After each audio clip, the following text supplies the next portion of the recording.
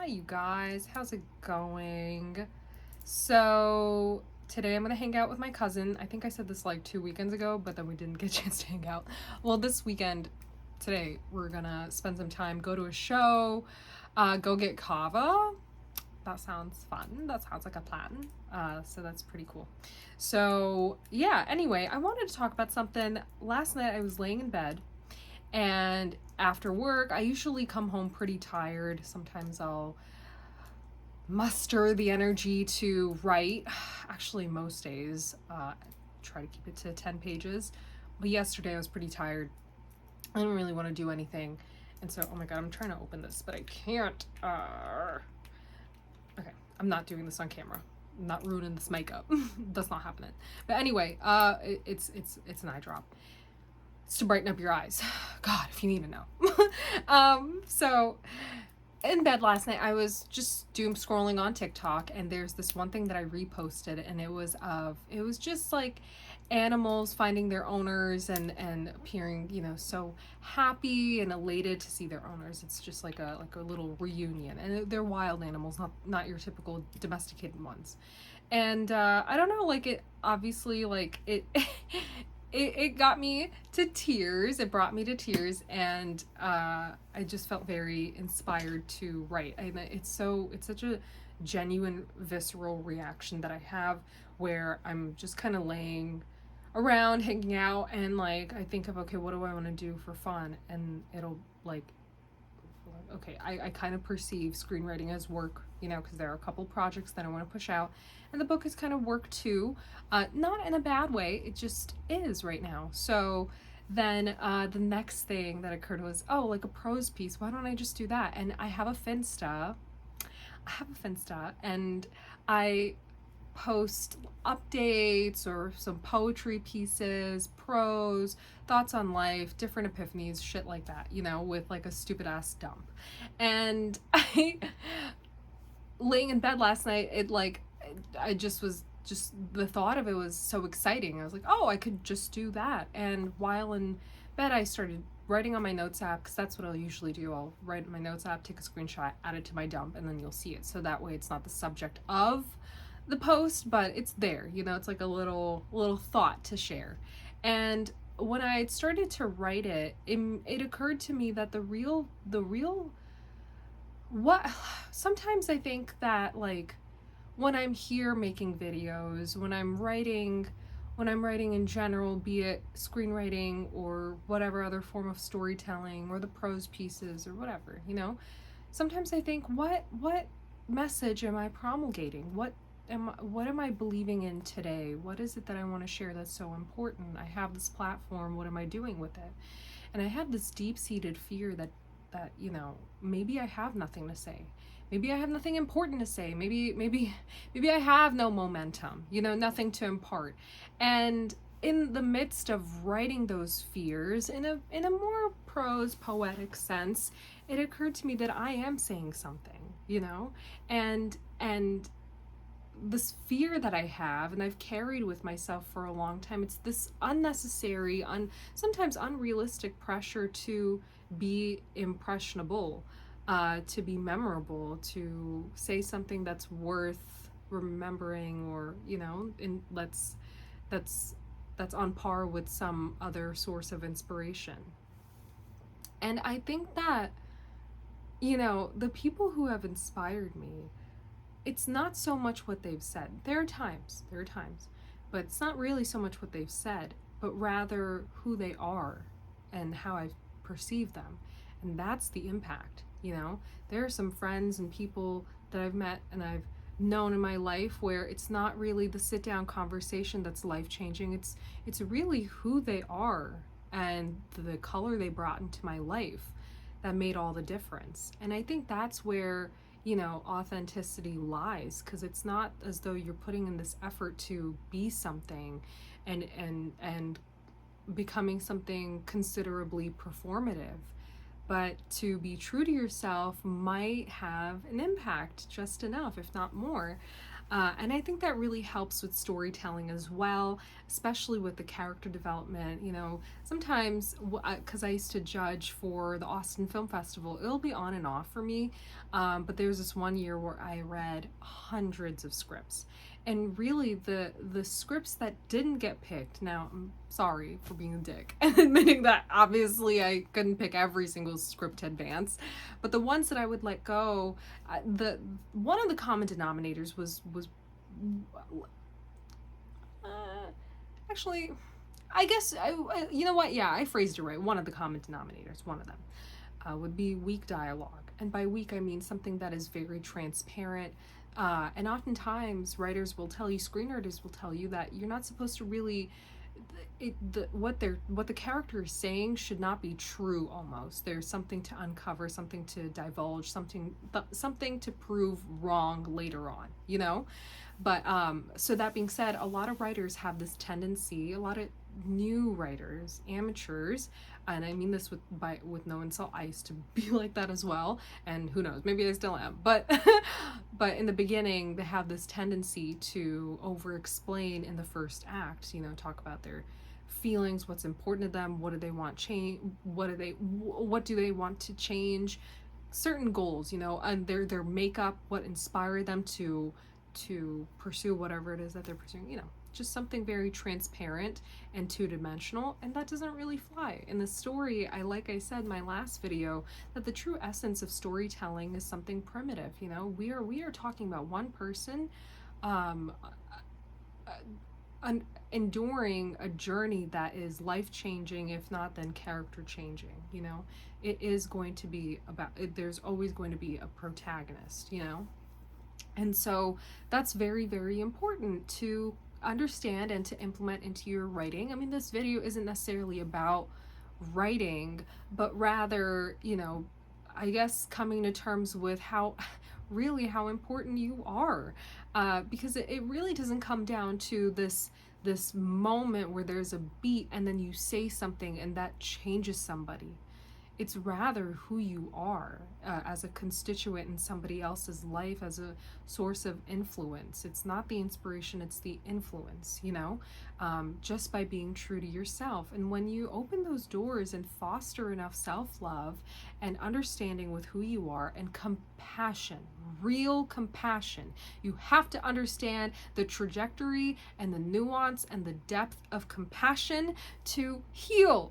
Because it's really what I had to go through and understand in my therapy sessions. It wasn't just about self-love. Self-love can be it's bifurcated. It can be found in different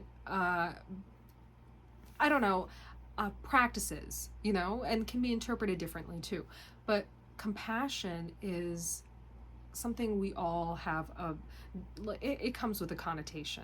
So you know what you're doing. It's not going to be much different than the next person when they pursue compassion for themselves. I hope that makes sense. But yeah, so anyway, when you do foster that for yourself, you are able to, I guess, it's not so much even inspiring someone to venture on that journey. It's rather just being exemplary, being a paragon of those values.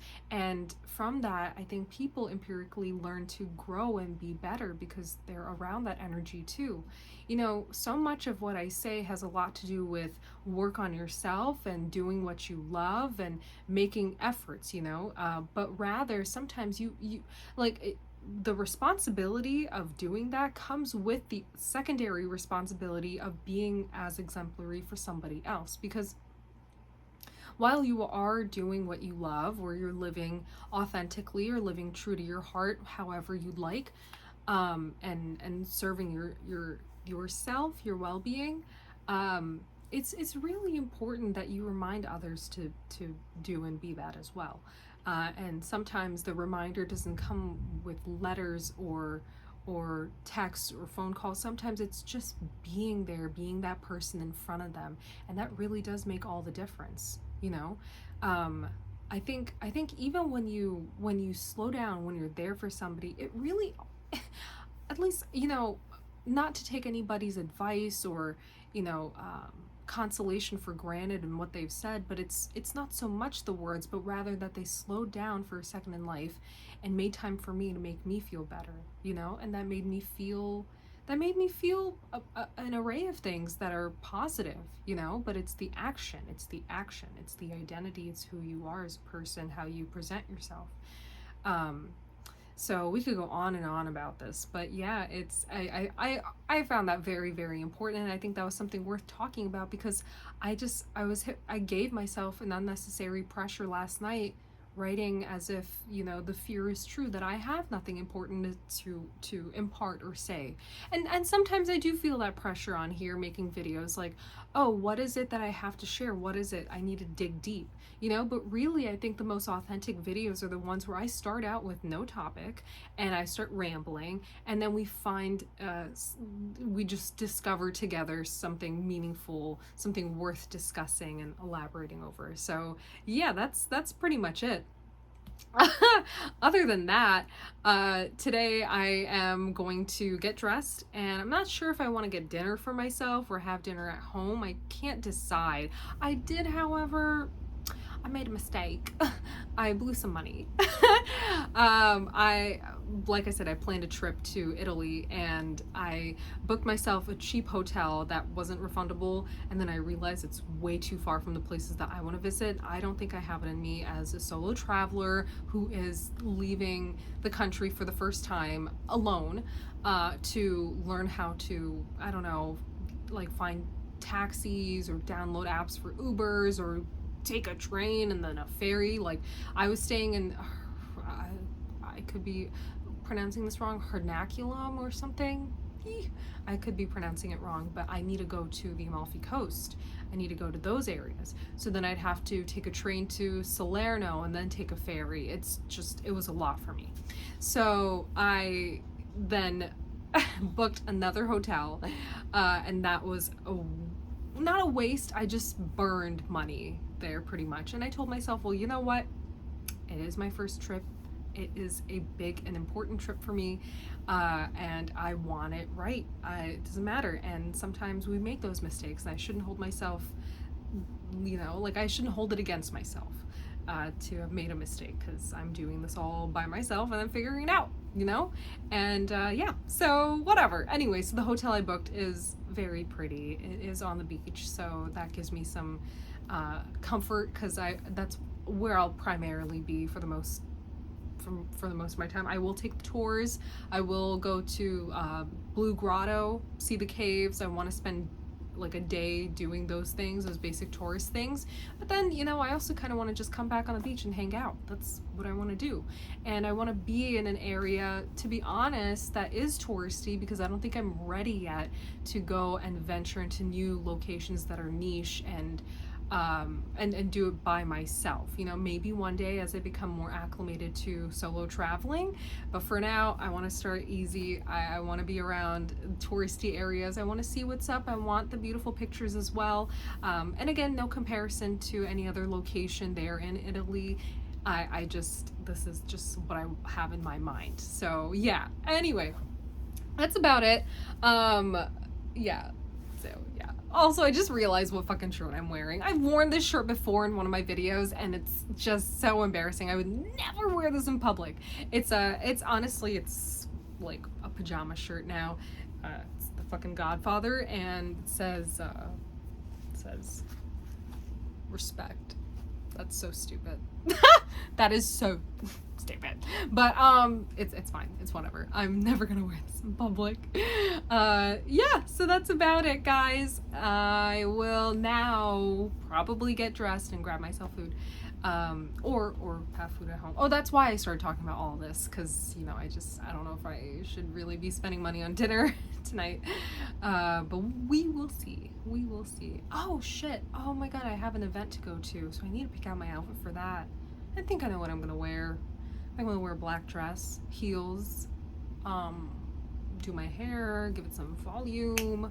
Dude, I need to get my highlights done. Like, this is fucking crazy. I think this is such, look at me, I look insane. But this is such an issue, because, like, I'm particular about hair. I've I've waved my white flag this year because I was like, it's so fucking expensive, and my hair is just so at the bottom, at the end, so dead that I don't want to touch it. I don't want to do anything. But dude, I don't even like this fucking color. I don't even think this is complimentary. I want to go back to my ash brown with the ash blonde highlights, but that shit is so fucking expensive that if I go and get something basic done, it turns out brassy. And if you see throughout the years, you can see where I fucked up and tried different things. So at the top here, I did a box dye, but then went back to the salon because it was too red.